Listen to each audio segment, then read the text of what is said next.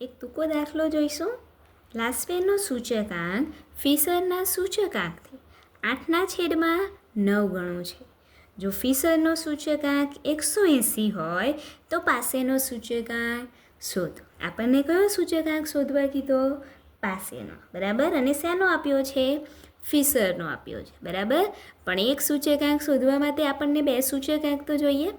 આપણને ફક્ત ફિશરનો જ આપ્યો છે, લાસ્પેરનો નથી આપ્યો ને. પણ લાસ્પેર અને ફિશરના માટે એક પદ આપ્યું છે. શું કીધું છે? તો લાસ્પેરનો સૂચકાંક ફિશરના સૂચકાંકથી કેટલો ગણો છે? 8/9 ગણો. કોનો સૂચકાંક?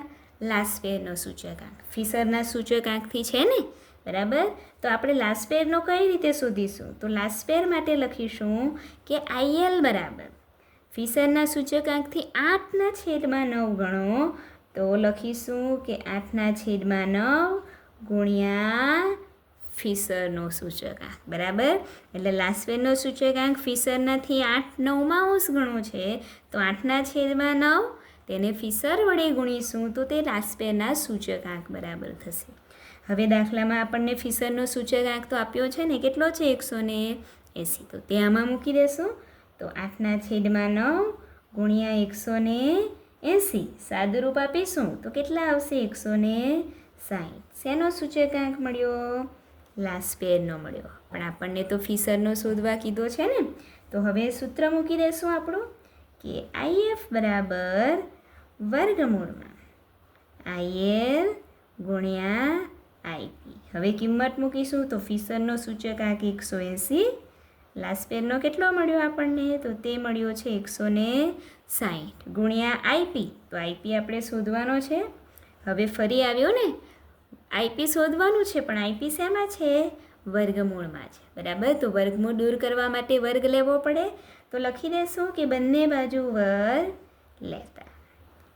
બંને બાજુ વર્ગ લેતા. જો બંને બાજુ વર્ગ લેશું તો આ બાજુ શું થશે? 180નો વર્ગ. અને બીજી બાજુ વર્ગમૂળ નીકળી જશે એટલે શું રહેશે? 160 ગુણ્યા IP. હવે આપણને તો IP જોઈએ, બરાબર. IP સાથે કોણ છે? 160. પણ હજુ 180નો વર્ગ કરવો પડે ને.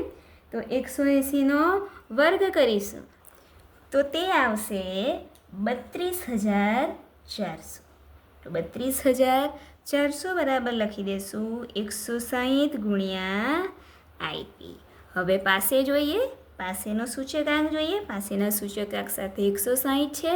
તો 160ને શું કરીશું આપણે? બીજી બાજુ એટલે કે ડાબી બાજુ લઈ જશું, બરાબર. ડાબી બાજુ લઈ જઈએ તો શું થશે? 32,400. આ બાજુ અંશમાં છે તો બીજી બાજુ ક્યાં જશે? છેદમાં. તો ઇઝ ઇક્વલ ટુ IP. 32,400ને આપણે 160 વડે ભાગીશું તો આપણને જવાબ કેટલો મળશે? 202.5.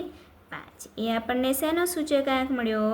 તો IP એટલે કે પાસેનો સૂચકાંક મળ્યો. ખ્યાલ આવ્યો દાખલામાં?